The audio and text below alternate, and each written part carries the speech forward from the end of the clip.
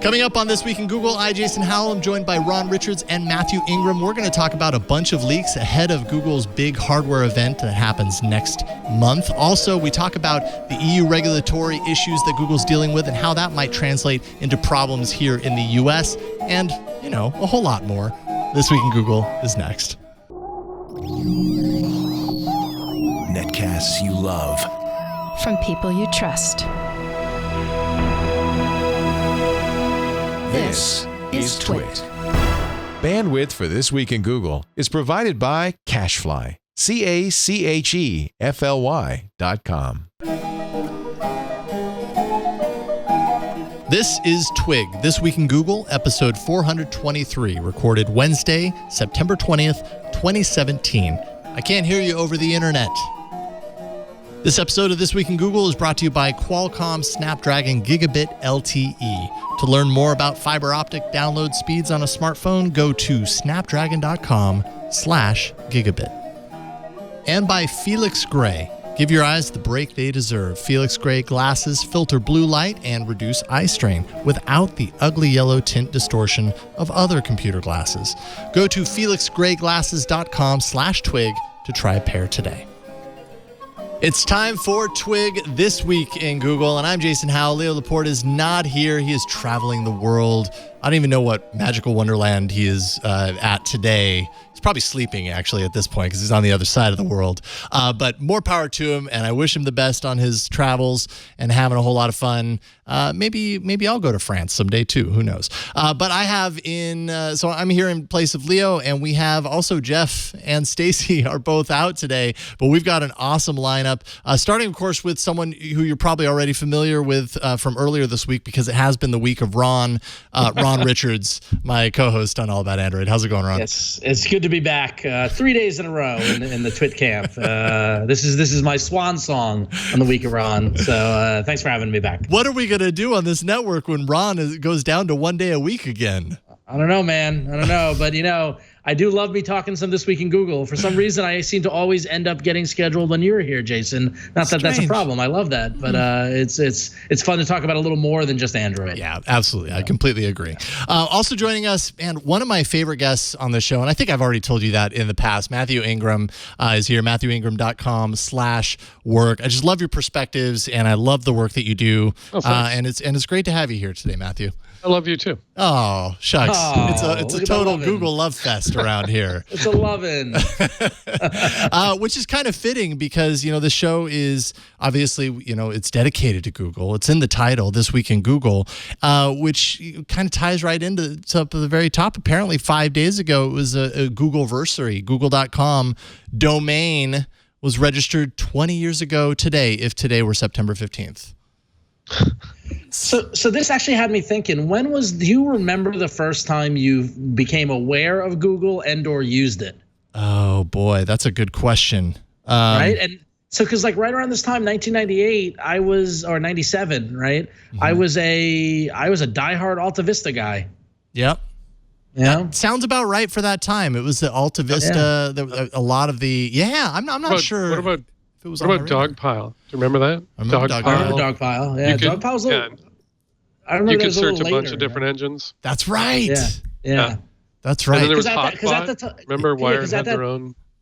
Yeah, at that time we came on, we're coming off of Yahoo in the mid 90s and it was all curated and it didn't really it wasn't really searching, it was just more curated, right? Yeah. And then you're right, Hotbot from Wired and then Alta Vista and then Lycos. Lycos, right? Yeah, Lycos.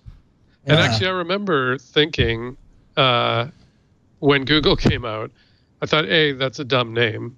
And B, I thought, Alta Vista is pretty good. Like, how much better could the search engine possibly be? Like, Alta Vista finds stuff, right, that I need. It's not that, it's not rocket science. How much better could this search engine be? And, well, as it turns out, a lot better. I do remember that as well. Alta Vista was at the top of my list. It was my go-to. I don't know if it was right about this time 20 years ago today, but that seems about right. God, 20 years ago, that feels like a long Alta Vista. Alta Vista was like the game changer for me because I'm like, wow, this is actually giving powerful results. And I remember playing with Inktomi. Do you remember Inktomi? Yes. Yeah, right. Yeah. InfoSeek. Yeah. It was a wasteland of search engines out there in the late 90s. Well, we just didn't know. We didn't have the body of knowledge around what search could be. And now it feels so dominated. I mean, we've got some stories potentially in the lineup for today that are talking about how tech, as an industry, and especially the big four, the major tech companies are kind of at a point of inflection right now where suddenly all eyes are turning onto them and saying, hey, wait a minute, maybe you control too much. 20 years ago today, search was a lot more innocent. That's just all you can say about that. I remember writing, at the time I was writing financial stories for a newspaper in Toronto. I was writing about the stock market. I wrote about Google's IPO. In particular because it was an unusual kind of IPO. It was a Dutch auction, if you want to know the details. Anyway, at the time, it was unusual. Their shareholders' letter, like founders' letter, was unusual. The fact that they were going to keep so much control is unusual. And I remember writing a column. The consensus was that this stock was not going to be that great because there were lots of other search engines. Wow. Google didn't really have that much to bring to the table as far as anyone could tell. It certainly didn't have a business model at the time. And so everybody was like, it sounds great and it's got a weird name, but should you buy it? Probably not. So interesting. Dumb move there historically.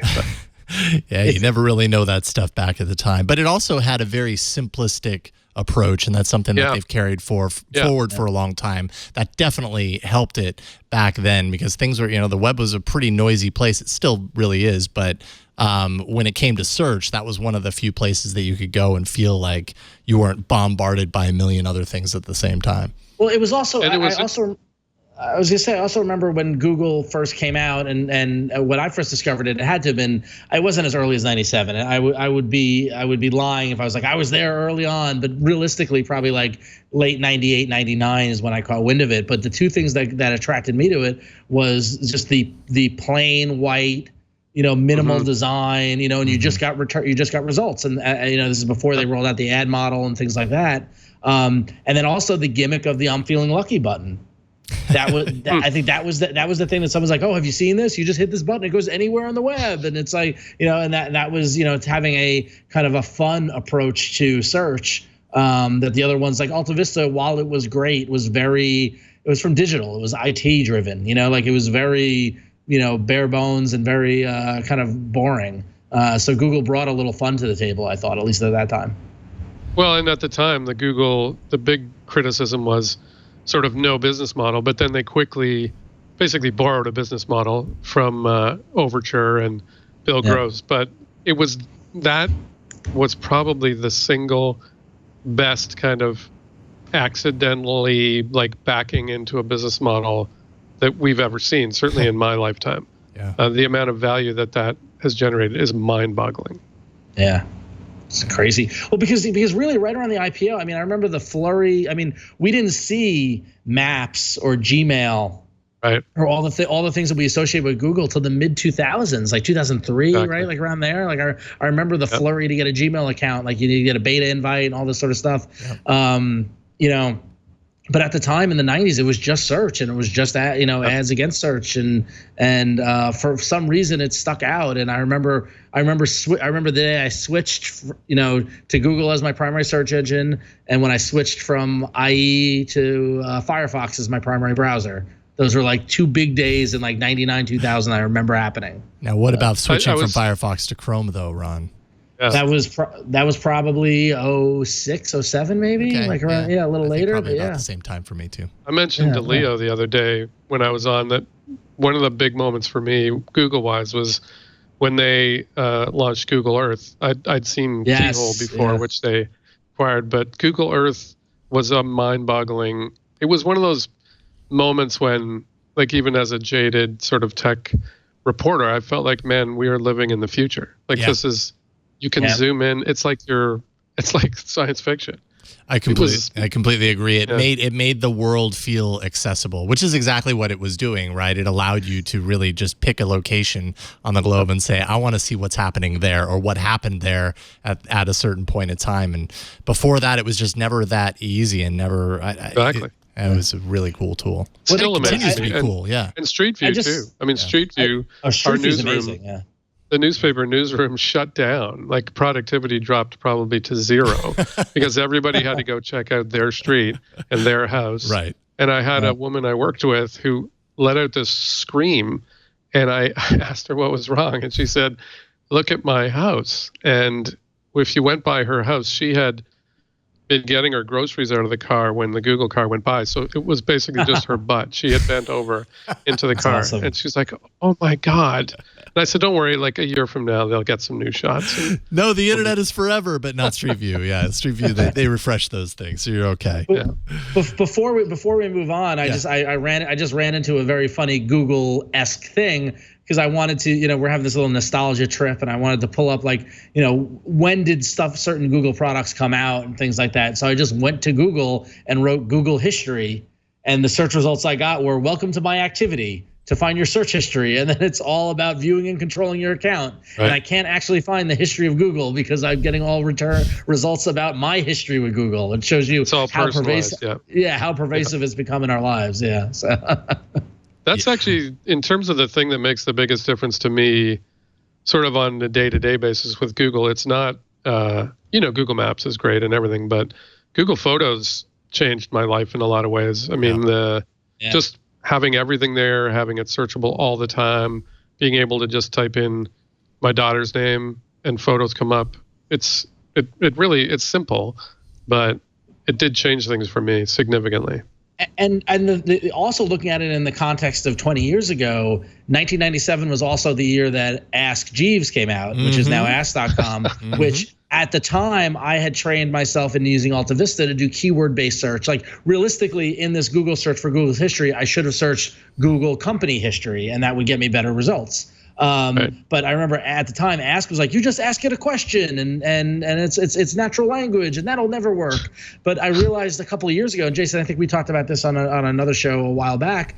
More often than not, I'm not doing keyword searches on Google these days. I'm doing what is the temperature in Chicago right now, and I'm asking Google natural language questions, and it's answering me. Well, and Google has formatted its business around that, right? With Assistant, with Google Voice Search, and everything like that. They continues to strive towards a more conversational approach. But yeah, I remember that back then, and I remember using Ask.com and going, "Wow, this is really cool. I don't have to like think of a syntax or whatever. I just asked it a question. It didn't always work the way you expected it to, but you can see where that led to. I mean, that's really where we're at right now with Google's muscle behind it. That's what we have, and it's super effective. It's awesome. And I've noticed that the natural language questions work way better. So if I just search keywords like record phone call, Skype, Chromebook, or whatever, which I was doing recently, I don't get as good results as if I type in "how do I record a Skype call on my Chromebook." Right. And interesting. Well, Google, we love you. That's why we're here, and that's why we just spent 10 minutes talking about your 20-year anniversary. Hey man, nostalgia trip. Sign me up for any time. I'm surprised they haven't done some sort of like try Google in a year. And it will change Google to look like how it did in 2000 or something. Yeah, that'd be neat. That would be really cool. They should totally do that. Oh, there you go, Google. Free marketing ideas. There you go. Sundar's listening. For their 25th anniversary, just for the day even. Sure, Sundar's listening. Well, yes. Of course. We know he is. Sundar is a big fan of Jason and I, so we're positive that he tunes in to any time we're talking about Google. Sundar's not quite a friend of the show in a technical sense yet. We have yet to interview Sundar on the show, but once we do, he will, and I'm sure it'll happen, he will become friend of the show. Maybe it'll happen on This Week in Google. I'm willing to give him future friend of the show designation. He's going to be a friend of the show. He's a little creeped out right now. All right. So, hey, why don't we talk about, I think this was the big news yesterday, and it's kind of a, like, here we are to spoil the party. But Droid Life went on a tear, if you didn't know, yesterday. If you were waiting for Google's upcoming announcement of their new Pixel lineup of devices, we knew because Google had posted a video teasing something happening on October 4th. It was a short video, kind of a little cryptic, do you want better battery life? Or, do you want your phone to be smarter. It asked all these questions. It didn't really announce an actual event. Well, since then, Google has sent out press invites for an official event that happens on October 4th in San Francisco, 9 a.m. Pacific, 12 p.m. Eastern.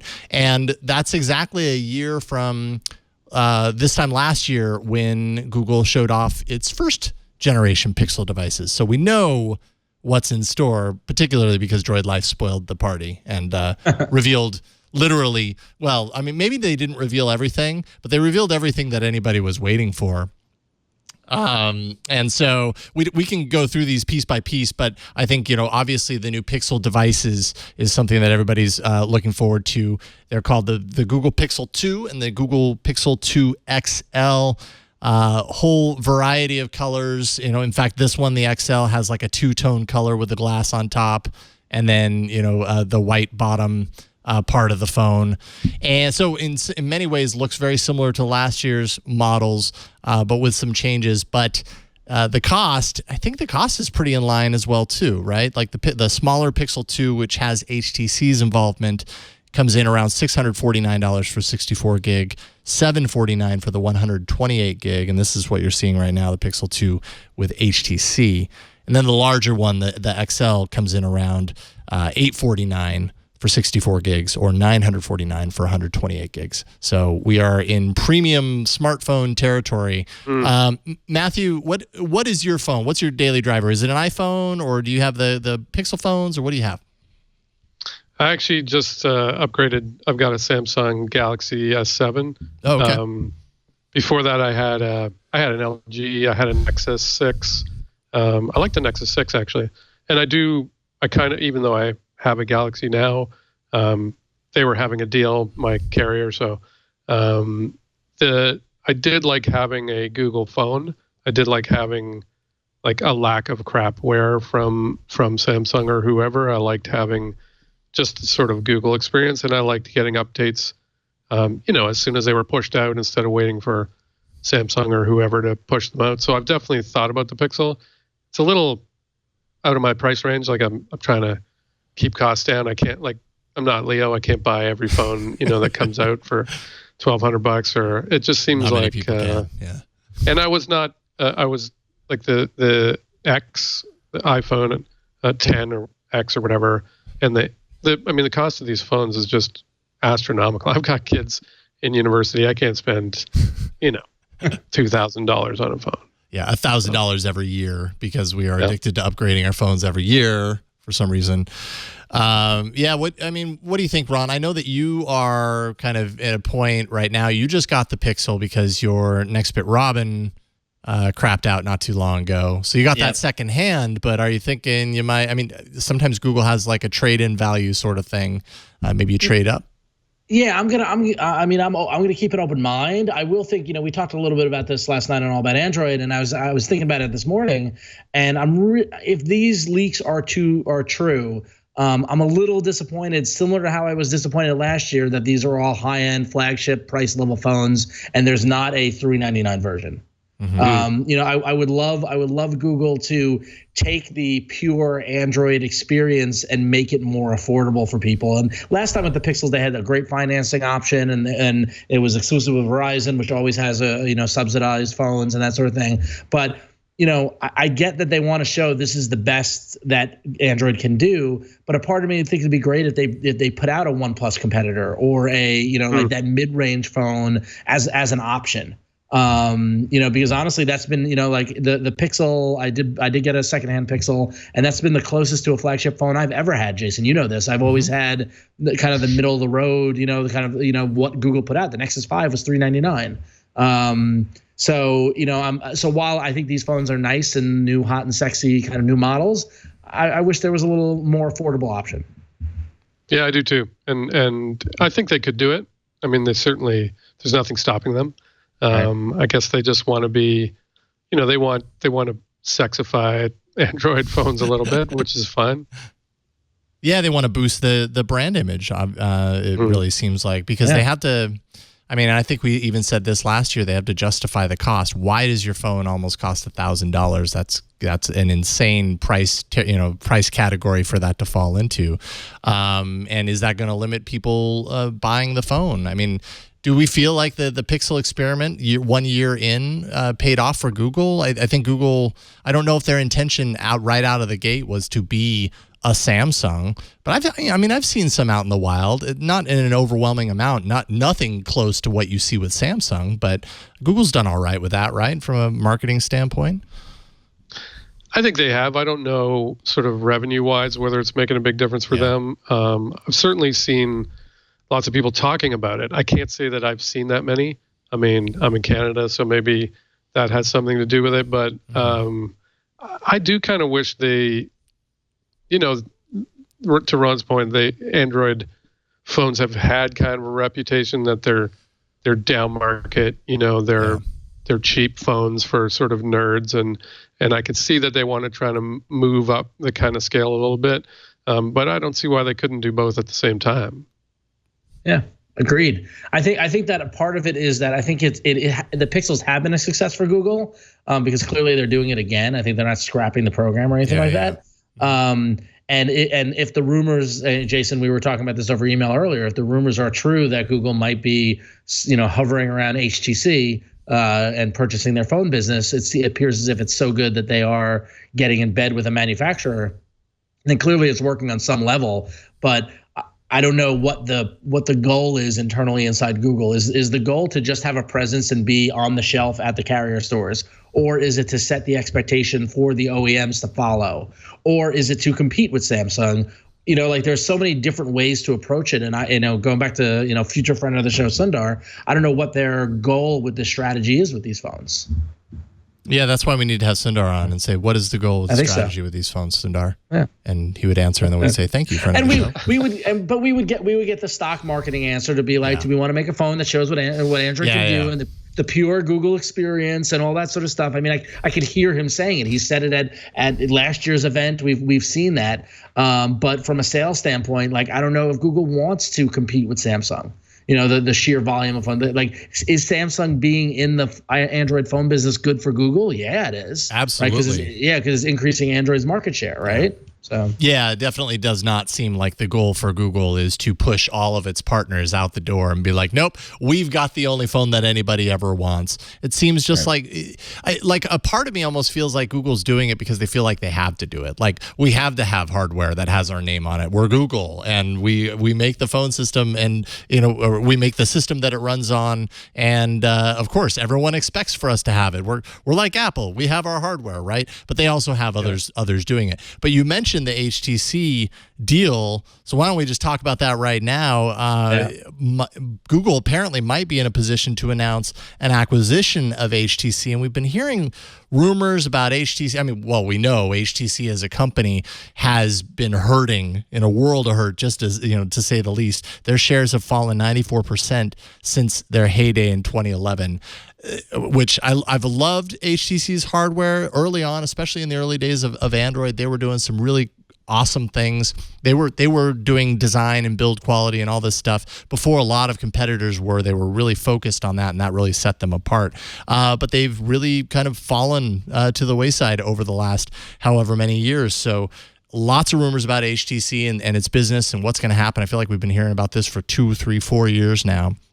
And then very recently about the possibility of Google snapping it up when we can compare this to another time in the history of Google when it snapped up a hardware manufacturer of Motorola and did that, and then a couple of years later sold it off. So we don't know this for sure, though. This is news that's supposedly going to come out soon because HTC halted its stock trading in Taiwan today, I believe, ahead of what they say is an announcement later this week.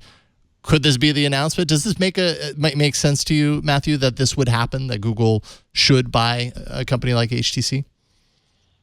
Yeah, I think it makes sense. I mean, to be honest, I thought Motorola made sense, but obviously it turned out not to. Mm-hmm. And there were issues with Motorola that maybe aren't the case with HTC. I think in a lot of ways it does make sense for Google to kind of be vertically integrated that way as much as possible. It gives them a lot more control over costs, gives them a lot more control over sort of margins and stuff like that. So I could see it at the right price. It sounds like HTC is probably going to be pretty cheap. I mean, 300 million or something like that. What is that? Like to Google, that's Right. like, they could find that in the behind the cushions of the couch in Sundar's office, probably. Sundar sneezes that into a tissue when he has allergies. That's what that is. Jeez, that mental image just. Sorry.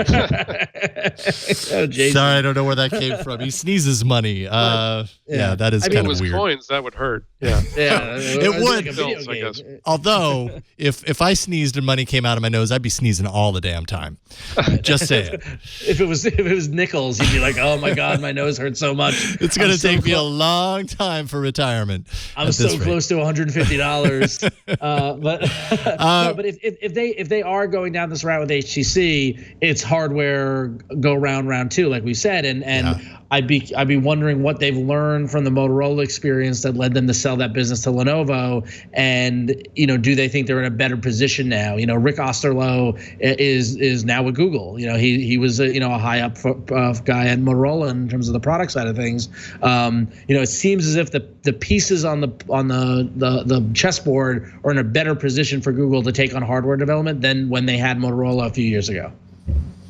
Yeah, and it also sounds like HTC might not be selling off the HTC Vive division to Google, although I could totally see that working too. Like, why not have that? Facebook has Oculus. Google has its own kind of VR division, and it's the smartphone level of VR. Why not have a premium level VR with the Vive? But that wouldn't happen. Also, Evan Blass has a source that makes him think that the HTC brand might not even be on the table. So it would be kind of the hardware mechanism of HTC that comes over to Google, and not necessarily the HTC brand that stays behind. And that's actually, I don't think that's bad either, because when we that talked makes sense about, to me.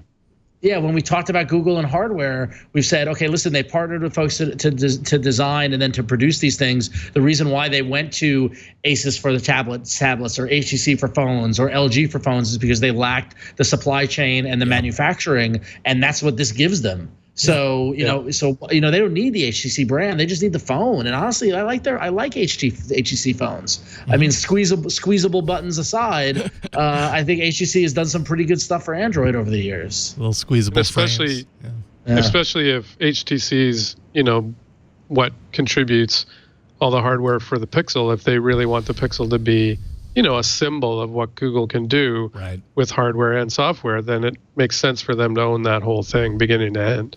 Yeah, agreed. Well, apparently we're not going to have to wait very long to hear what this announcement is. I don't know what else it could be. Maybe it's something entirely unrelated, but we will certainly find out. And yeah, I mean, like I said, they've halted their shares. They have a major announcement, so it sounds pretty critical. Sounds like a pretty big deal. This would fall into line with that. There are other things that have been leaked, and we will talk about those. But before we do that, let's take a quick break and thank the sponsor. And then we'll get back to, I'm really looking forward to this Pixelbook. And I know if Jeff Jarvis was on, he'd have a lot to say about it. You'll hear from him another time. We're going to talk about that after the break, though. So let's thank the sponsor, which is Qualcomm Snapdragon Gigabit LTE. We've all experienced the effects of cellular network congestion. It's no fun. It slows you down in your tracks in crowded environments, airports, shopping malls, all types of busy areas. Your favorite apps can become barely usable. They're just not working the way they should be. And that's why Snapdragon Gigabit LTE was designed to deliver the fastest mobile connectivity and help speed things up in crowded places. With additional lanes for your data to flow on and the ability to squeeze more speed from each LTE connection, Snapdragon Gigabit LTE is like driving on a much wider, much faster data highway. Everything moves smoother. And average LTE download speeds are up to 7 times faster than typical home Wi-Fi. You're going to notice the speed difference. It can turbocharge all of your connected apps, makes things run seamlessly. Stream 360-degree videos in YouTube VR in 4K resolution with minimal buffering or stuttering. That's kind of the dream right there.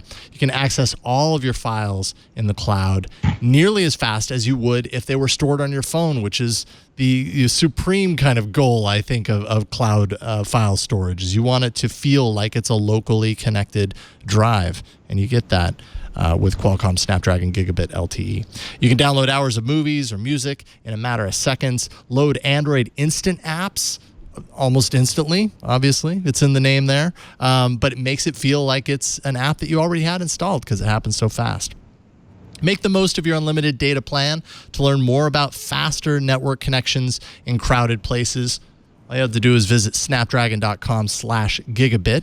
That's snapdragon.com/gigabit. And we thank Qualcomm Snapdragon Gigabit LTE for their support of This Week in Google. Some of the other things that were leaked out by Droid Life, and we can kind of pick these apart here. We don't have to go too deep on the Daydream VR headsets because I think they're just kind of like a little spruce up. Yeah, it's a little refinement of the design as well as a more expensive price tag. Yeah, apparently $20 more. So it was $80 prior, and supposedly when this is announced in a couple of weeks, is going to be right around $100. So they will have to yet again kind of justify the cost, or maybe they don't have to. Maybe they just put it comes out in and go, coral. Oh. Comes so coral is the new Google hotness, by the way. That coral color is everybody wants it. Everybody, they just like saying coral. No, I really think that this price change is a cost adjustment to. I think that the original Daydream VR, they priced it too low or based on the sales, and I think this is a math thing. I think that's why they're raising the price. Yep. No internal tracking embedded inside of the headset hardware for $20 more. In a sweatpants material visor, I don't think so. Yeah, maybe it has an embedded like headband for sopping up the forehead sweat. Sorry, this episode's getting gross. I apologize. Google Home Mini is another thing that we're going to find out about. We had been hearing rumors about this, and well, we still are, but we have pictures to go with those rumors.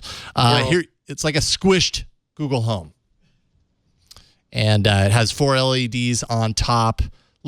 Almost looks like a hockey puck sort of thing. Comes in a few colors, including, like you just said, coral, because coral's the new hotness.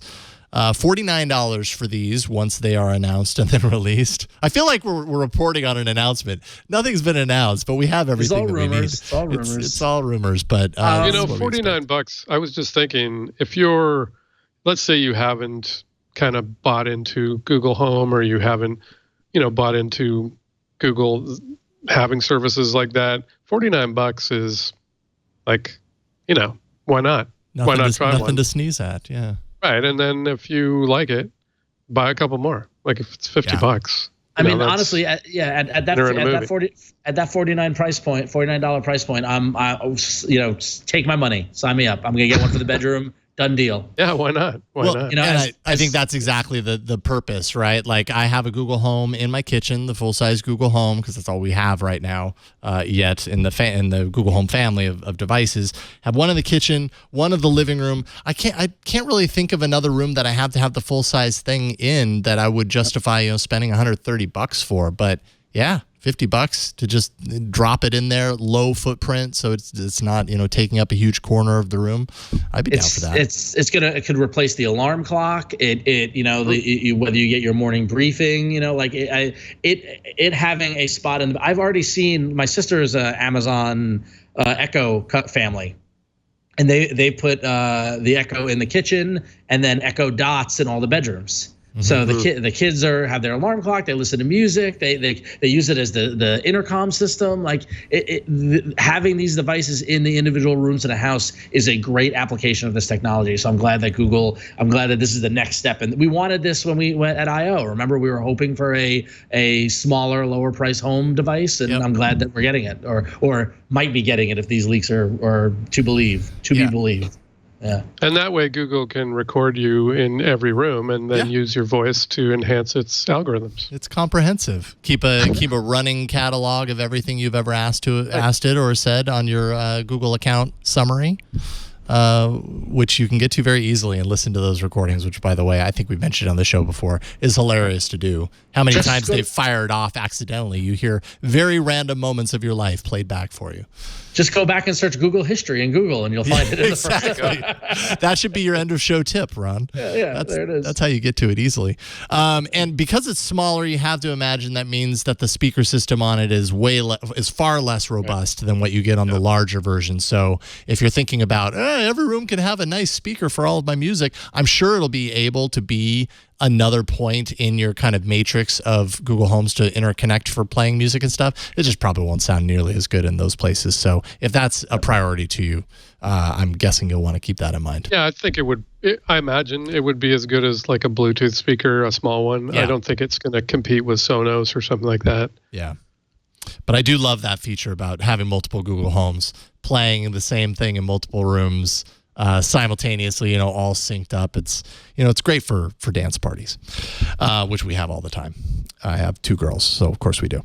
And then finally, I'm really excited about this, even though it's incredibly expensive, but I've been waiting for it, and I've been waiting for years. I know Jeff Jarvis has as well. I'm curious to know what you guys think. The Google Pixelbook, which is a Chromebook. I think their last Chromebook Pixel came out in 2015. I'm still using the one from 2014, and I've had a hard time moving away from it. Got it right here. Hard time moving away from it for any of the other Chromebook options, just because I love the build quality. I feel like it's been powerful enough to do everything I need for the past 4 or 5 years, 4 years or so. And so I've been waiting for an update. Here you go, 128 gigs for $11.99 supposedly, all the way up to 512 gigs for $17.49. So this is a Chromebook competing with regular, like full-powered laptop on price. Well, I don't know if that's competing on price. Priced similarly. I don't know if they're competing because I don't know how capable it is compared to those. But it does include the ability to use a pen. You get it for another $99. The Pixelbook pen that'll have pressure sensitivity, tilt support, no lag. So I'm sure we'll hear something about how Chrome OS is better, has some sort of stylus support to go along with that. And the whole thing folds into a tablet. So you can run your Android apps in tablet mode and all that kind of stuff. I know I'm getting one. I probably won't get the premium, 512 gigs one, but I'll get the 128 gig one. Sure. That's all I need. What do you guys think? It's very expensive. It's very expensive. Yeah. Yeah.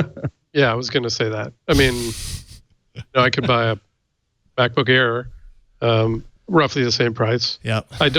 To be honest, I don't, I like the Chromebooks, and I've been using one for the past 3-4 months, and it's an old one, so it's a little underpowered, but I have no problems with it. And I like the idea that these have better build quality. They don't feel as sort of low end or cheap. But do I need something that turns into a tablet? No.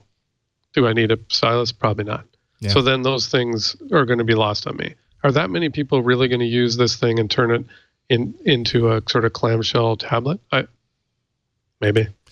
I think that, and I said this last night on All About Android, but not for those who didn't watch that. I think that this is a lot of Google competing with Microsoft on the Surface Books. What Surface has been doing with styluses and creativity and in the classroom and making, Microsoft is making a run at Apple to woo back artists with the Surface Studio, those big desktops and things like that. And they've been, they've really been pushing those Surface convertible laptops, tablet combinations. And I think Google sees Microsoft making headway in that space and saying, okay, well, this is us competing with that, because ultimately Google wants to get in the classroom as well too. But at this price point, it's not realistic for, creative types who are notoriously, starving artists, as well as education, where there's never enough money for education. So and it's not just that. I mean, if you're a creative type and you want to do things with a stylus, you're probably going to want to install software. You're probably going to want all sorts of graphics, software, and there are cloud versions of those, most of them, but they're not as full featured as the ones you can install.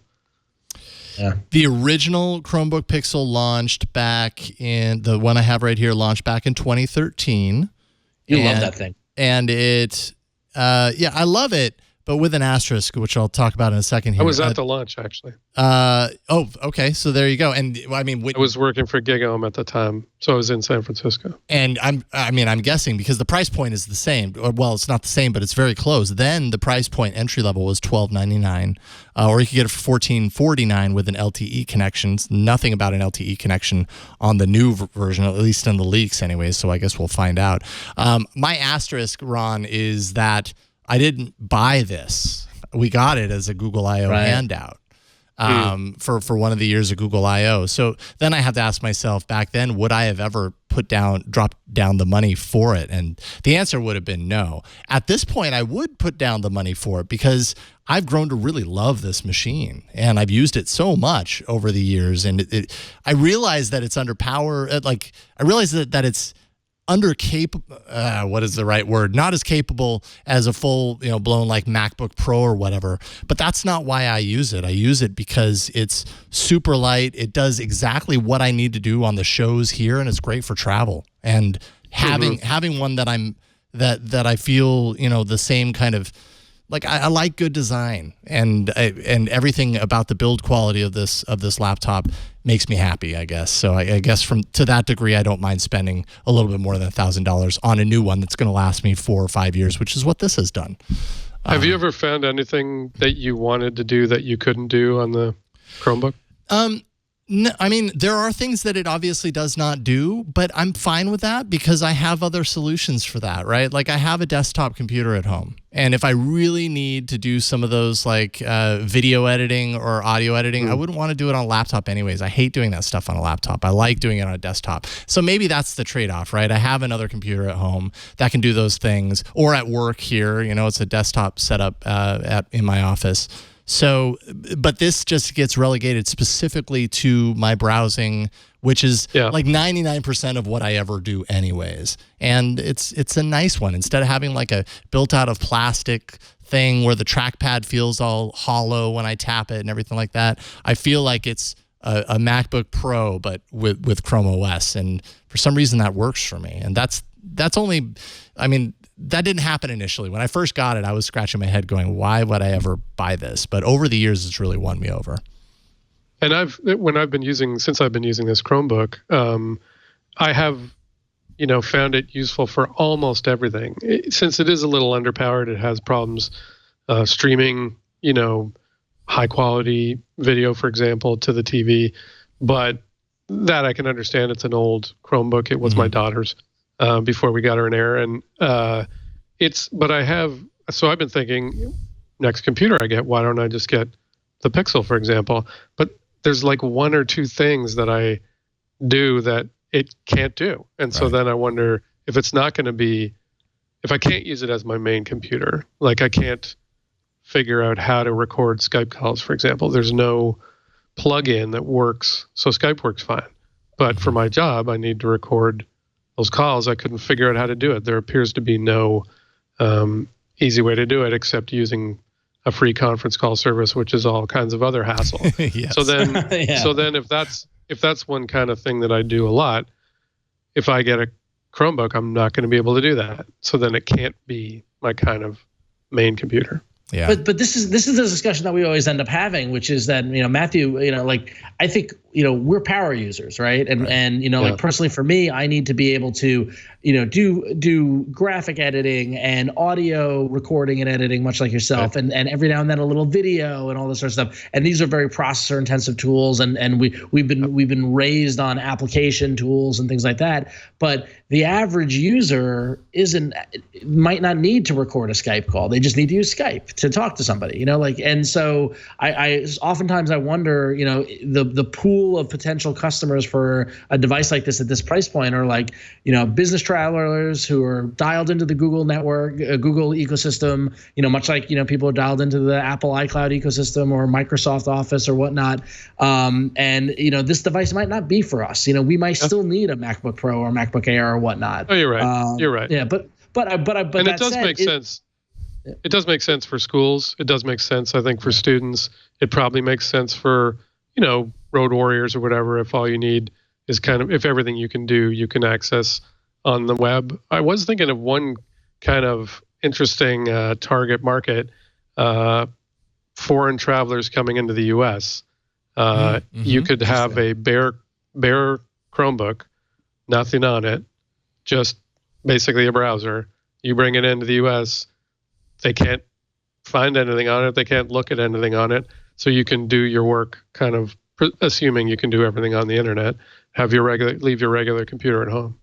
Yeah, absolutely. Because it's so easy to set up a Chromebook. You just log into your account and everything just goes, and in like 30 seconds, everything is back there as if it was your laptop forever. That's a really good point. I don't know. Yeah, I mean, the question that you posed, Ron, and that kind of that you're talking about there, Matthew, too, is I don't know if that's like Google's end game necessarily. Like, well, we'll target, people who are traveling internationally and certain business travelers. Like, it is still a question that I have, even though like I'm excited to get the Pixelbook if and when it comes out, and even though I also say that knowing that it's very expensive and that maybe it isn't worth it, I don't know, but I'm still going to get it. I still have a hard time understanding who their target actually is on this. Because, I mean, regularly, at least in the industries that we run in, there are reasons that this does not make sense. So it's easy to kind of fall into the so in a talking point of like, this just doesn't work for anybody. It works for somebody. Who is that somebody? In a way that they're kind of trapped in a catch-22. The only people I hear talking about Pixels are nerds, right? And yet nerds are often power users who want more computer, or who want to install things or screw around with the OS or whatever, and so they're not going to probably get them. So they get them as a second or third computer. So that's not a big market, right? And the interesting thing when it first launched, I will say, that was a long time ago in internet terms, 2014. But at the time, what it said to me was, and maybe this was what they meant by launching it was a symbol of how much the future was going to be all about the web and all about, so as long as you had a connection, you would be able to do just about everything. And at the time, there were lots of things you couldn't do. Now there's a few. So we have kind of seen what they were talking about at the time, which is that more and more stuff has gone to the cloud, more and more stuff has gone to the web, so you don't have to have as much kind of on your machine, and you can use a thing that gives you a connection and nothing else. Yeah, that's a really good point.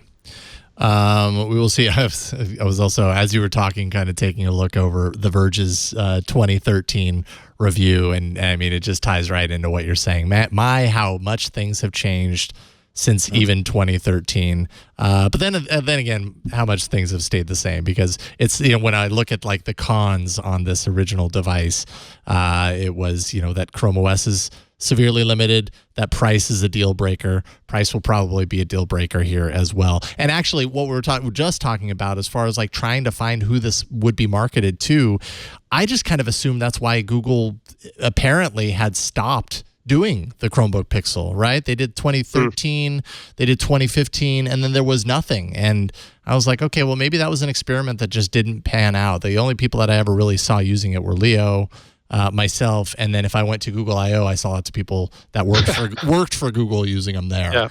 But you don't really see them anywhere else. So maybe that just didn't work, but apparently it did, because it's coming back.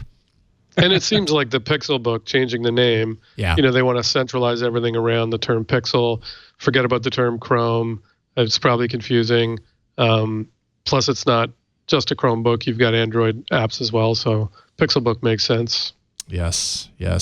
And then I think we can get out of the rumor territory. Ron, you were talking about kind of a lower cost to entry device in the Pixel line. This isn't quite that, but we do have the first Android One device to launch in the US. That hasn't happened yet. Android One, of course, is Google's kind of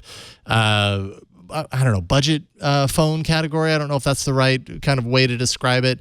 It's really been used in a lot of emerging markets to give a lower end device with a lower price point that still has, very minimal UI alterations, has an update schedule that comes direct from Google, and, other benefits like that.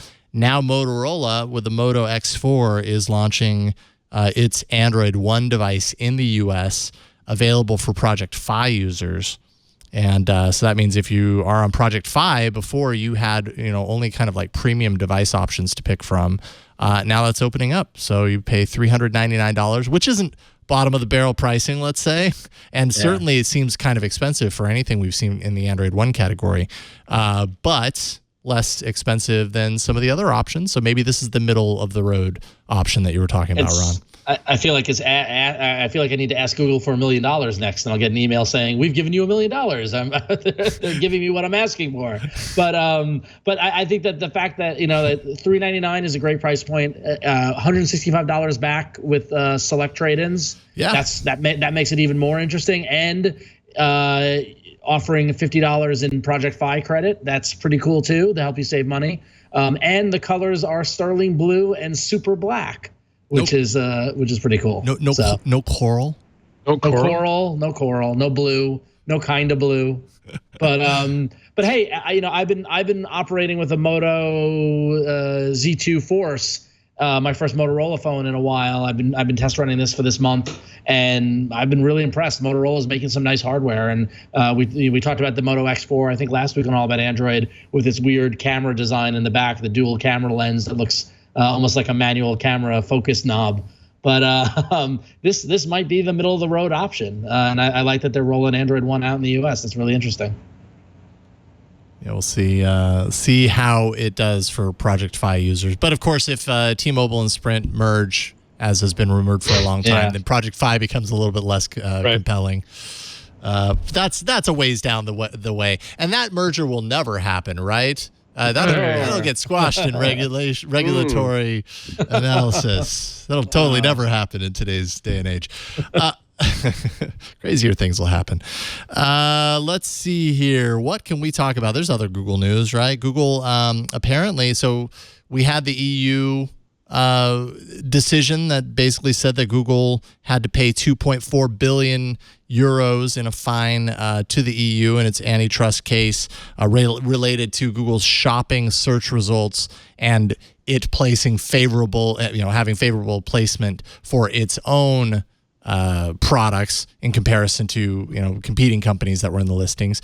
So that was that along with that fine came some requirements for Google to really kind of change things so that they could address some of these issues. Google is appealing this, but in the meantime, it still has to kind of make the effort to stand up and make some changes according to the EU. So apparently Google is proposing to auction off some of that space to its rivals. Curious to know what you guys think about this, to list products for sale.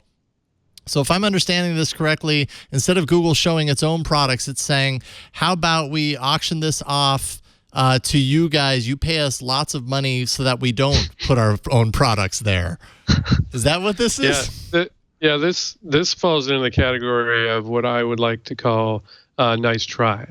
So, why not? Like, they're appealing it anyway. Yeah, why not true. Kind of lob this out there? There's no... And in fact, if you look at that article that's in the lineup, there is no hope that anyone is going to think that this is a solution. And in fact, everyone who's heard about it, including all the people who brought the action in the first place, this is not going to work because their fear is Google will just... So Google said, we'll put a cap on it. Right. So then, it can't go up. We won't be able to bid any more than the cap. Well, they have to do is set the cap ridiculously high, and then no one will be able to beat it. And even if they do bid it, Google makes way more money. Right. So it doesn't actually have the smell of what you would call a solution to the criticisms that, like, I have my, I'm skeptical of the criticisms that the EU is acting on. I don't think that most of what Google does in terms of showing its own results meets any real standard of sort of antitrust or anti-competitiveness. There are things that it does that I think do, but just when I search for umbrellas and Google shows me its umbrella results or travel, those are things that help the user. The EU is arguing they're fundamentally anti-competitive. I think the truth is probably somewhere in the middle, but I don't think they're going to get anywhere with this offer for sure. I want to give him points for creativity. That's for sure, and innovation. That's good.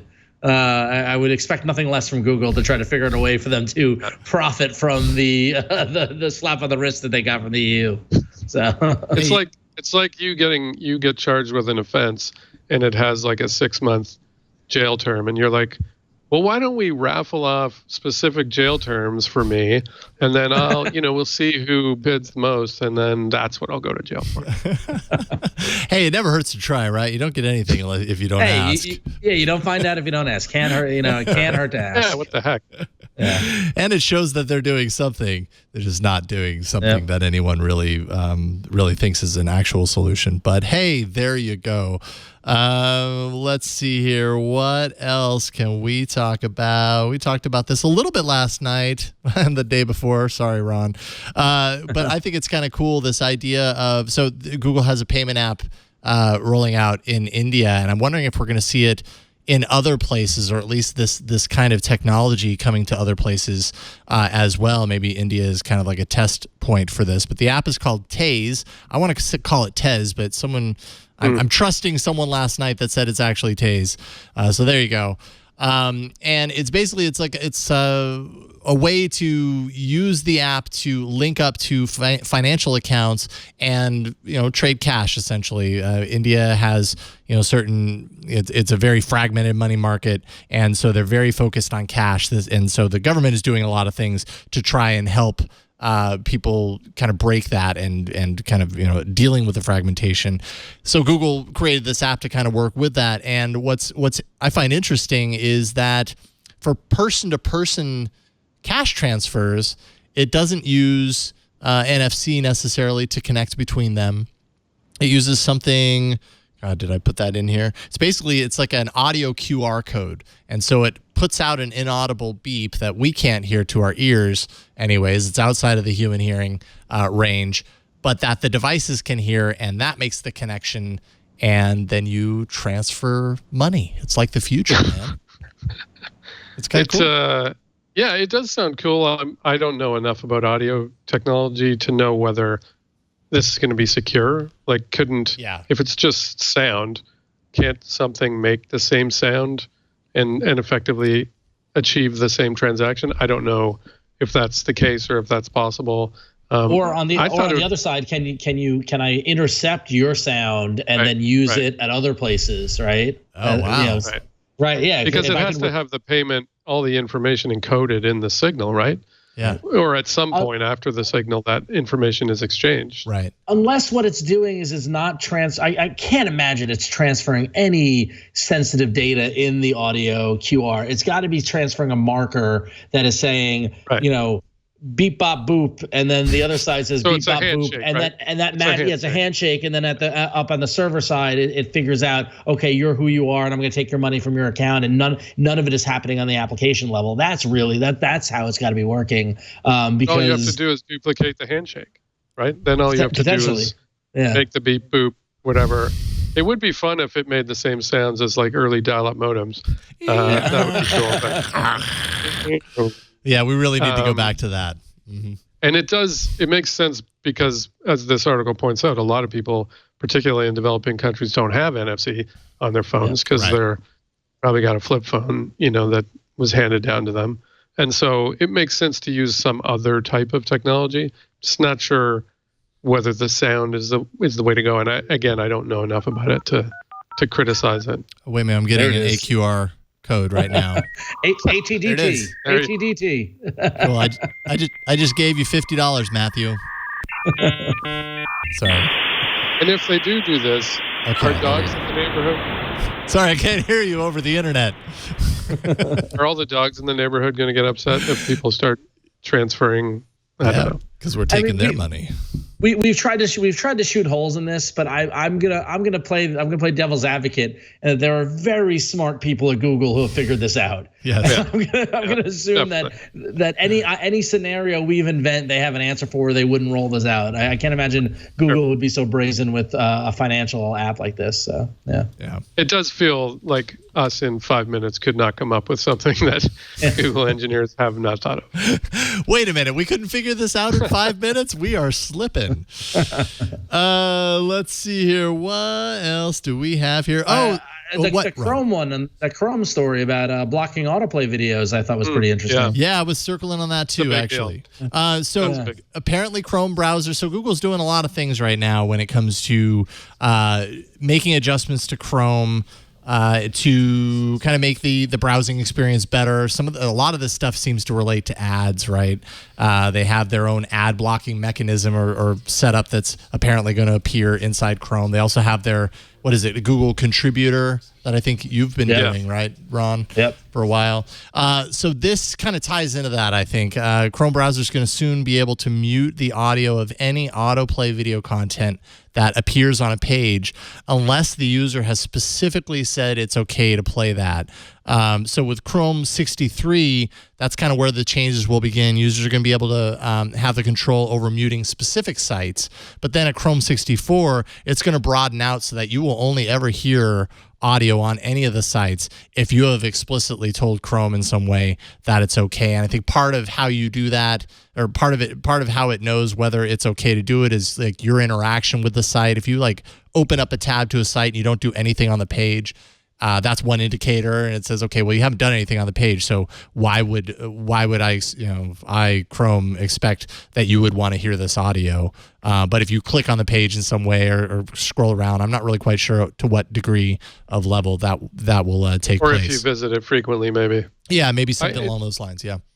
This is one of those things, and Contributor and a bunch of the Google sort of Chrome built-in ad blocking thing I have problems with as well, because from a kind of media industry point of view, this is a classic example of something that users will love and media companies will hate, because a lot of them rely on autoplay video. Is it bad? Yes. It's a horrible, horrible user experience. And I know that because I go to a lot of sites that use it. I worked for one that used it and I hated it every single time. So Google wins a lot of points by doing this because it makes for a better experience for users. The problem is a lot of publishers, for better or worse, use a lot of these videos and other garbage forms of advertising to generate revenue because they literally can't think of anything else to do, or because they have no other option or whatever. So the problem with these types of measures, and surely the ad blocking one is an obvious one, is they increase the control that Google has over the revenue generating abilities of media companies. And don't get me wrong, lots of media companies do terrible things to make money, and that's bad. But Google and Facebook together already control, the vast majority of online advertising. I think last year, all of the growth in digital advertising went to Google and Facebook. If you took those two out, the digital advertising market actually shrank. So it's centralizing that control in even more ways. And then I'm sure Google has lots of other ways for you to monetize, including Contributor and subscriptions that Google then handles. So it's, do you know what I'm saying? It's a little bit of as a user, it's a fantastic thing, and I think it's great. In terms of their relationship to the kind of media ecosystem, it's troubling.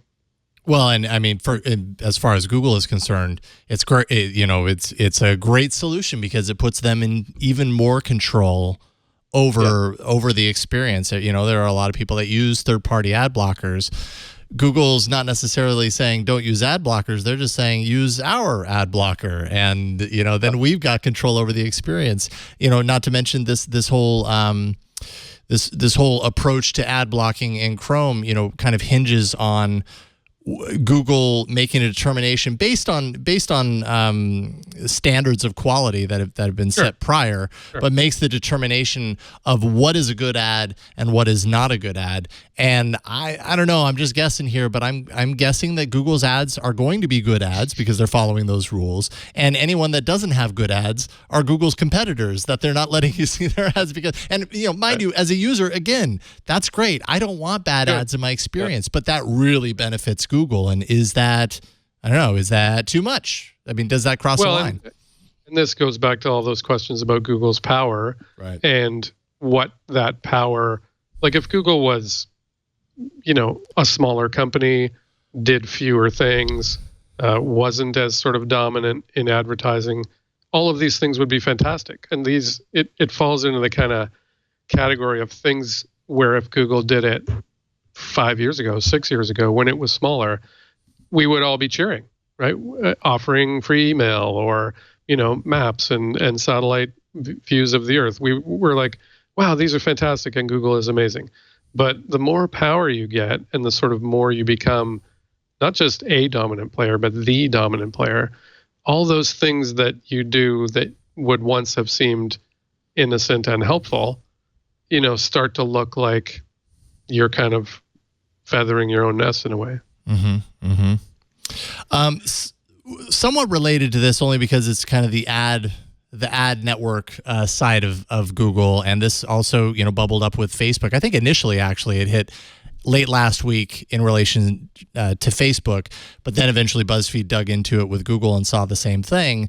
Is this idea of ad targeting based on racist phrases were the examples that were shown. BuzzFeed found that Google was allowing ad targeting for pretty horrible phrases and everything, that you could actually, as an ad buyer, target your product or your message or whatever, your advertisement, against these phrases if people are searching for them or whatever. Facebook also kind of came under the microscope for this as well.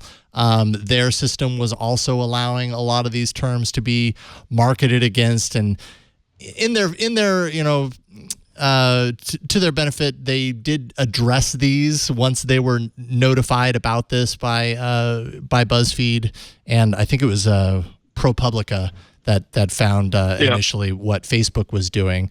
But part of me just wasn't. I think Twitter does this as well, right? That's right. They're actually you can do the same thing on Twitter. Yep, there was news that Twitter was doing this as well, which I think further kind of proves my hesitation around this, which is like how.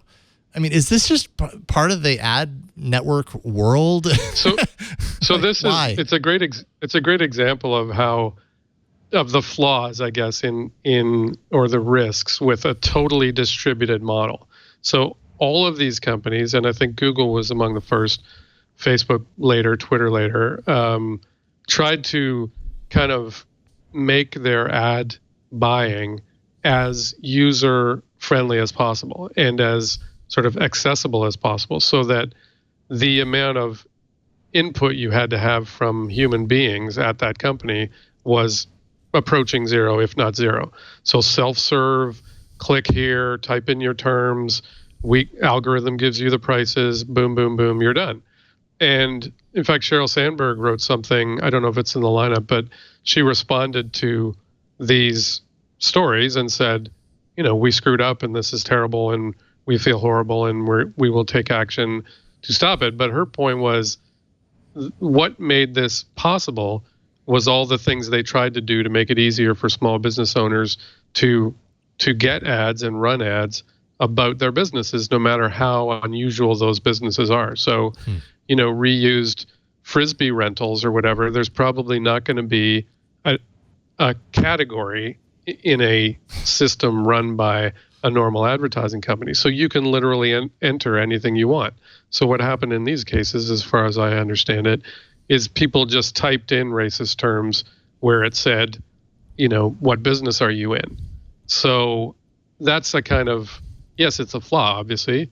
And for the system to not say, whoa, dude, that's totally racist, we can't sell ads against that, they didn't do that. So the controls weren't there in any of these companies to stop people from typing in those terms. Whether any ads were actually sold or run against those terms, who knows? But I think to me, it's just an example of how kind of automated these systems are and how much they rely on you, the business person or whoever, to type in things that make sense related to your business.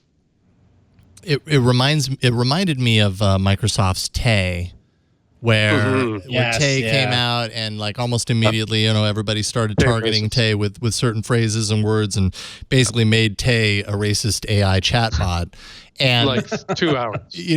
Very short amount of time. It was mind-boggling how fast it happened. But in retrospect, looking at that and going, man, I mean, like it's not impossible to protect against that. So why didn't you think about that? That's kind of how I feel about this. Like, I get the idea of a self-service model, but it's also very easy to be like, these two words when put together, there's like no way why anyone should be able to buy ads against that term.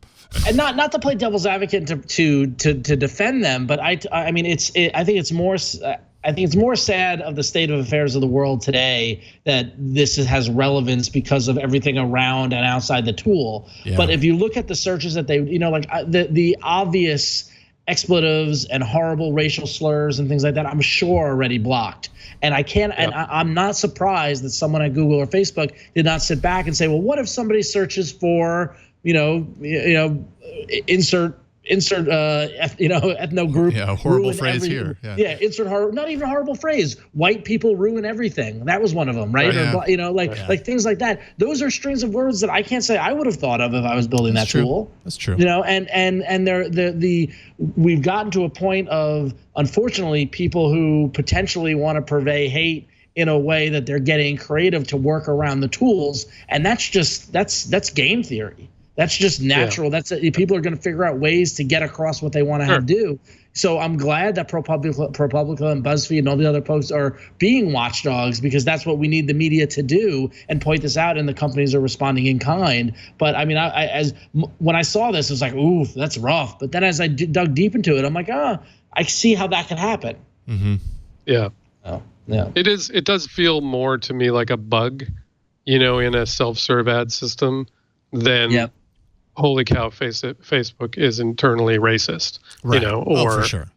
Yeah. Well, and so I mean, there are other things Facebook does that are way worse. Let's put it that way. Yeah. So deleting videos about the Rohingya being massacred, that's an actual bad thing that raises questions about what Facebook is doing. The fact that you can auto-generate an ad related to some childish term that you just came up with doesn't trouble me that much. Mm-hmm. Yeah, and saying Twitter also has this problem. We all know about the rampant problem with Twitter, with abuse and with trolls and things like that. And the recent, taking 2-hour turnaround to delete a terrorist-related themed tweet or something like that. Like they've got to get better about this stuff, and the desire to make it automated makes sense from a scaling issue, but we're dealing with subjects and we're dealing with things that require a human touch.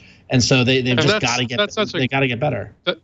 That's a great point. I mean, Facebook and Google and lots of other companies have, Facebook built this entire network based on the idea that human beings only had to be tangentially involved. Human beings were the input of content, but in terms of running it, because at one point, I can't remember if Mark Zuckerberg actually said this or if people figured he said this, but human beings don't scale. So if you want to get to global size, you can't have human beings doing everything. It costs too much money. So, and this came up when Facebook started having problems with racist content, fake news, whatever. They've had to hire thousands, like 5,000 or something, moderators, because some things, and this is probably one of them, human beings are way better at recognizing those things than computers are. And maybe that won't always be the case, but it certainly seems to be the case right now. Yeah. It's a really good point. Human beings recognized that Tay was racist, literally 5 minutes after the thing started. And sure, that was a great symbol of Tay realizing that, hey, human beings are racist, which is true. Yeah. But it was also a sign that Microsoft could probably have thought it through a little bit more. I mean, we've had chatbots since like the 70s. Yeah, right. Absolutely. And by the way, Matthew, reused Frisbee business, I think is going to be a hot trend in 2019. A couple of years from now, it's trending up right now. I've got the domain already. Any last thing before we thank a sponsor and then get to our tips and tricks and all that? Anything burning stories that you had to talk about before the end of this show? I think we've covered all mine. The only thing I would mention is the the sort of there's the, I don't think we talked about the open markets group that's going after Google, specifically based around antitrust. There's a whole, internal politics around them branching off from this other foundation, and Google asking for them to be tossed out or not, depending on how you kind of read between the lines. But there is clearly a very significant a number of legal scholars and people with experience in government who are going after Google specifically to redefine the way antitrust is thought of in the US. Whether they're going to be successful or not, who knows? But I think for Google, that's a significant problem, and because it dovetails perfectly with what the EU's been trying to do. And until now, it's always been, well, that's just a bunch of Germans and French people and maybe some Spaniards and the Italians, and who cares, because it's just the EU, and yes, they're all hot about, this stuff, but it's not that big a deal because it doesn't affect kind of our main market. Well, this is going to the heart of that. If open markets and that group can get a significant amount of kind of interest going in Congress, that's going to be a significant problem for Google for sure, because it defines, not to get into too much detail, but it defines antitrust in a way in the past for probably the last 30 years. U.S. antitrust has looked at, is the consumer harmed?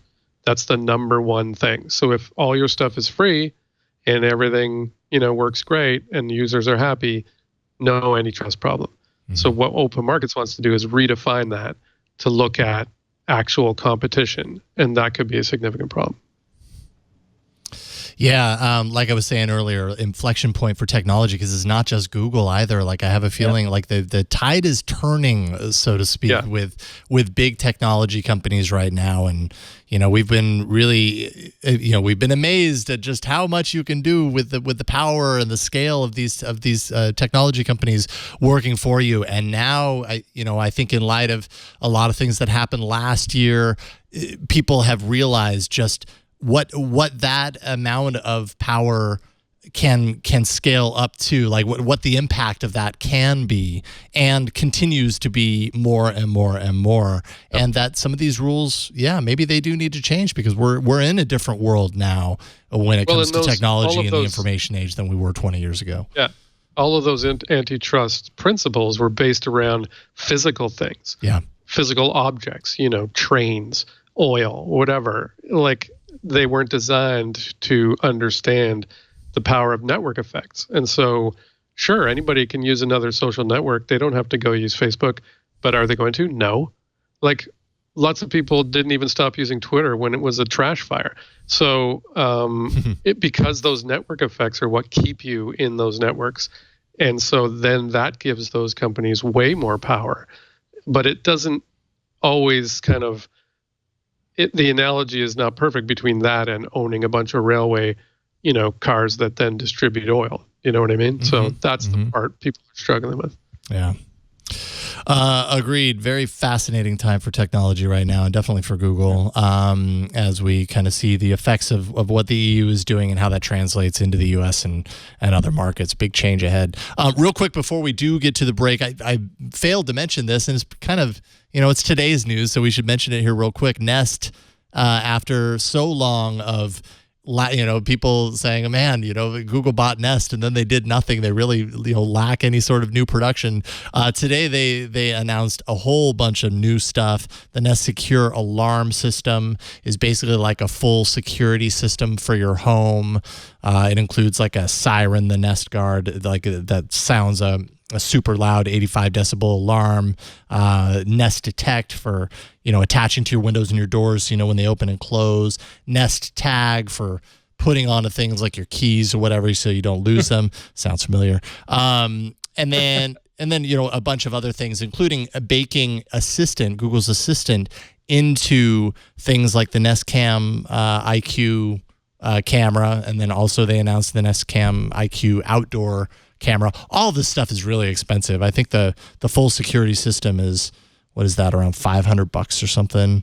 Well, the thing about this, what struck me from this is that it's almost been like Nest has been this sleeping dog that's been lying in the world of IoT, right? In that they the thermostat blew everyone's mind, and then the smoke alarm had some problems, and then they had a lot of internal reorg and structuring, and Tony Fadell left, and all the all these various stuff that was going on, and then it seems like this is what they've done is they took a step back and looked at the IoT market and was like, oh, small tags to track your items, that's doing well, doing one of those. Oh, outdoor cameras or interfaces for outside your home, we're going to do one of those. And now they're marching back to kind of target every successful product that is in the IoT play space and add both Nest and the power of Google Assistant behind it to justify those high costs, the more expensive products. And my guess is they're probably going to do well because everyone loves the Nest thermostat. Yeah. And I think they have a real chance. I mean, like you said, this is a kind of wide open market in a way. It's like the Wild West, and there's a lot of stuff. There's a lot of integration problems. There's a lot of stuff that doesn't work that well. If they can kind of nail the integration, getting all of these things to work properly, having them all connect through the Google Assistant and connect to your Google Home or whatever, that's going to be a significant, that's going to be a big selling point for people, I think. Mm-hmm. They also have a doorbell camera, by the way, the Hello doorbell camera. I mean, they're touching on all these things. It's very familiar, right? I mean, a lot of the products that we talk about here on Twit, right? And these are all. And if somebody has a Nest thermostat, they're like, well, I can control this all from the Google Home app or from the Nest app. Why would I want multiple? People want to buy into a system, right? How long until Nest has their own multicolor light bulbs? They're going to get into the Hue game. I wouldn't be surprised. Yeah. Sure. Yeah. Totally. Although I do know, speaking of Google and power, I know a friend, as soon as I mention this or send a link, they're going to be like, sure, I want Google to have a camera inside my house and outside my house. Sure, I want Google to control my front doorbell. Yeah, that makes total sense. No. Eyes and ears in every corner of the home. That's kind of the deeper meaning, apparently. To help you. Yes, right. To make your life more convenient and to make our life better because we profit from it. Real quick, before we get into tips and tricks, I want to thank the sponsor of today's episode, and that is Felix Gray. We stare at our screens all the time. Think of how often you look at your screen. You might be looking at a screen now. You probably are if you're watching this show anyways. Or you might be listening to this podcast to get away from one. And if so, I totally understand. Been there. We've all, had the eye rub moment. I feel like I have it all the time. Your eyes feel dry. They feel fatigued. You have a headache. Your vision goes blurry. You can give your eyes a break with a pair of computer glasses from Felix Gray.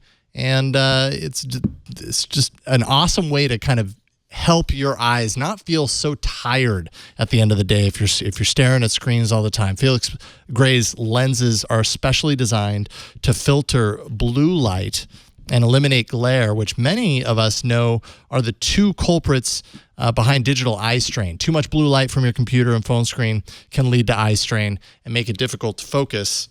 Felix Gray glasses have blue light filtering material embedded into the lens so they remain effective without that ugly yellow tint that you're used to seeing or color distortion that you get with other computer glasses.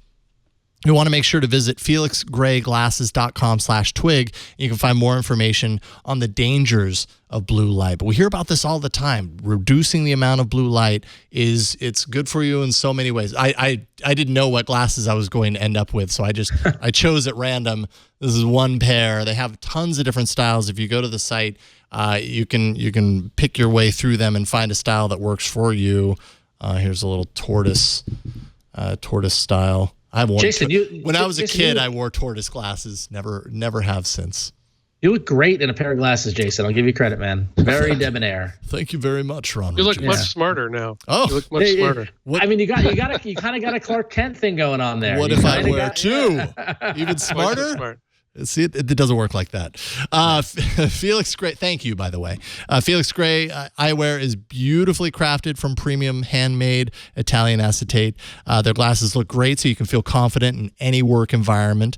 Non-prescription and reading lenses are also available, and prescription glasses are coming soon, so if that's something you're holding out for, you don't have to wait very much longer. Reading prescription ranges from plus 1.0 to plus 2.5, or you can add a 0.25 magnification if you're fixated to your screen, like if you're a programmer, a financial analyst, you know if that applies to you.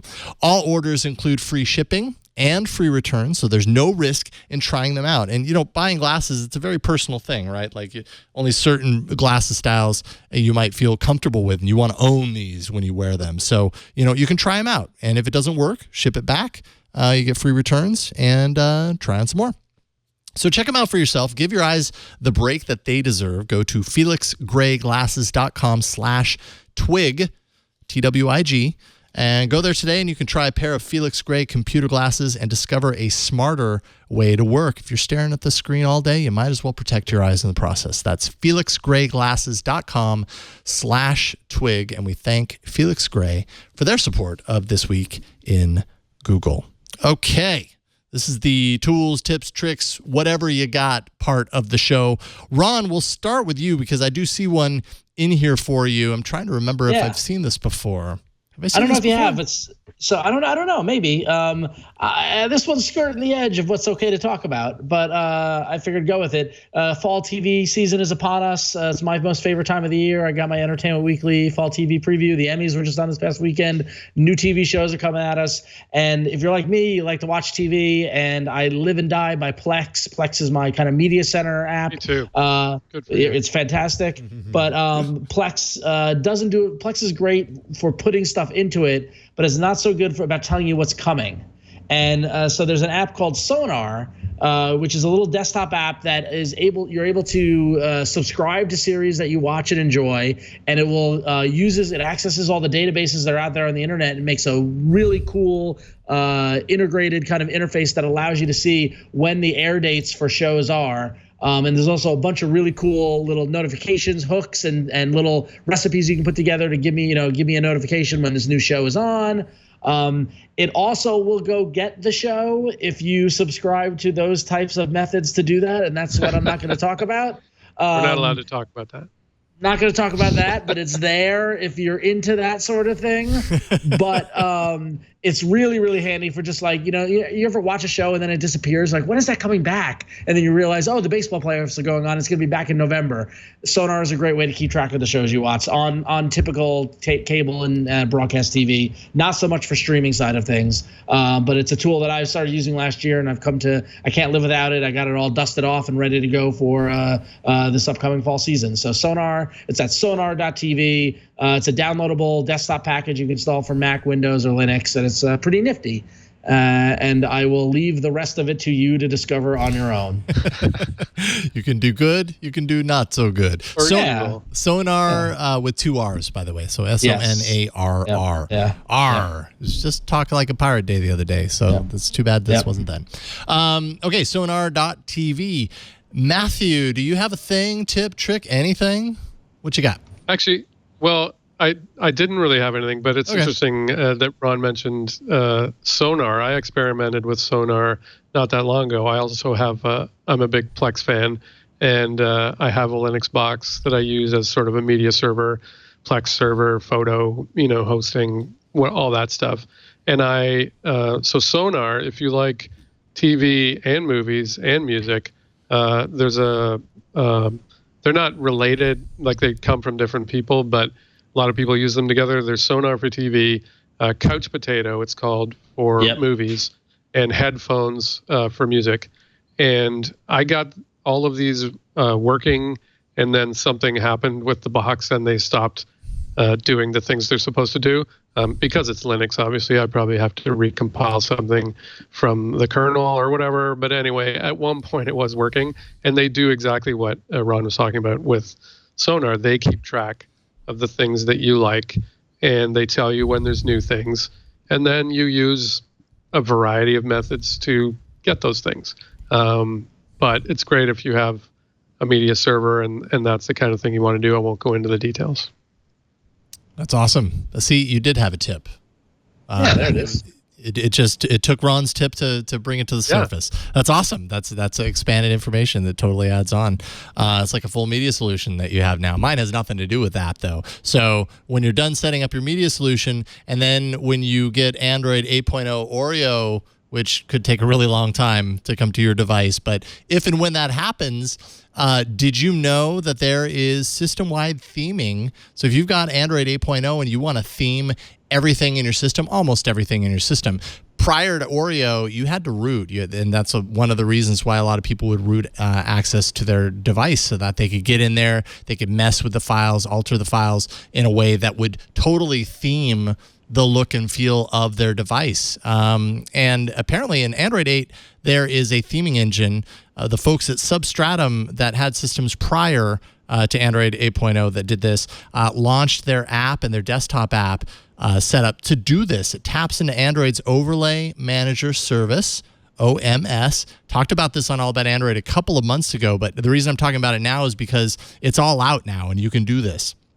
The app that you're looking for is called Andromeda, not to be confused with the once fabled Andromeda Chrome OS Android combination that never happened. And you can buy it. You see there, it's $1.99 to buy the app to install it. But once you have that installed, and once you have their desktop client installed, that desktop client, you plug your phone into your computer, and that desktop client gets the permissions to make the changes on your unrooted Oreo device. So you do not need root. Yet you can use this to completely theme your device. I haven't tried it myself yet. I just realized that it's all good to go and it's now public, so I definitely want to play around with it. But you can theme the Android system, the system UI, settings menu, navigation buttons. You can get in there and play around with it. It'll survive a reboot. Sometimes on these things, you do it and then you reboot and it wipes it back to normal. So when you reboot, your theme is going to stick around. The permissions will not. So you'll still have to plug it into the desktop app to make the changes, even revert it back to the way it was initially. But you can get in there and you can theme to your heart's content, and you don't even need root to do it anymore. Less and less reason to root your device. And that's thanks to the folks at Substratum that put this all together for you. So pretty cool. But, who has Oreo? Not many people. So you might be waiting a while. Hope you don't, though. And once it happens, you have something fun to do. All right. I think we did it. We did it. We made it to the end, and that was a lot of fun. We had a lot of Google stuff to talk about, and I'm really happy that I got to do it with both of you guys. Thank you, Matthew Ingram. It is always a pleasure and an honor to do a podcast with you, sir. Tell people what you're working on. Where do you want people to kind of follow all the things you're doing these days?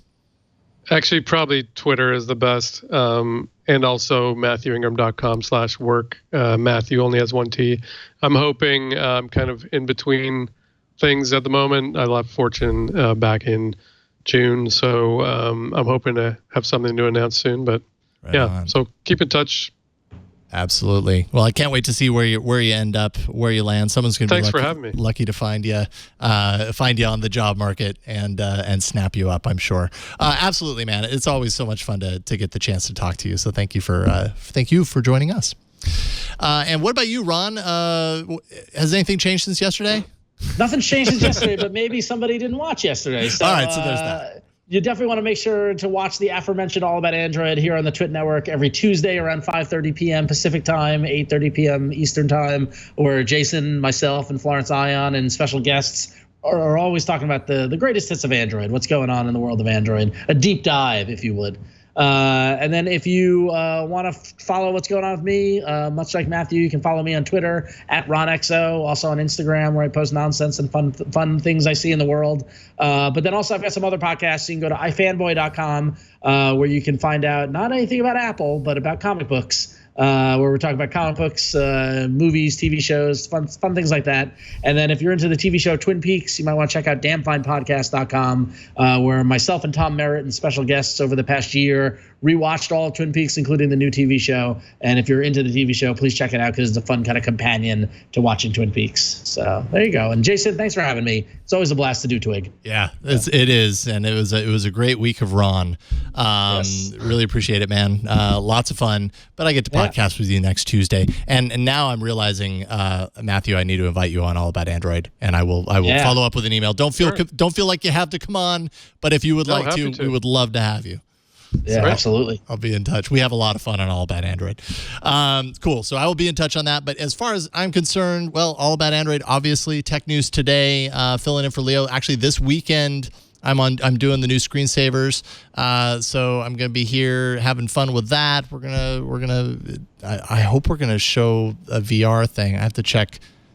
There's some really cool stuff in the pipeline that I've been involved with new screensavers. I hope it gets to see the light of day this weekend. So definitely check that out. As far as This Week in Google is concerned, we record live every Wednesday, 4 p.m. Eastern, 1 p.m. Pacific, 20 o'clock UTC. And you can find that live if you happen to have the time. twit.tv/live is the link. Or you can come into the studio. We have some folks here watching today. And it's always great to have people here in the studio kind of applying a little bit of that live audience pressure. But they've been all smiles the whole time, so it hasn't been pressure at all. And you, of course, go to the twit.tv/TWIG webpage. That's where you're going to find all the episodes that we ever do, everything that you need to know to subscribe to the show. Please subscribe. That way you won't miss any episodes of This Week in Google in your queue. And big thanks to Carson as well for putting the show together today and helping out on the production. My name's Jason Howell. You guys are awesome. Appreciate being here with you. I will see you next week on another episode of This Week in Google. Bye, everybody.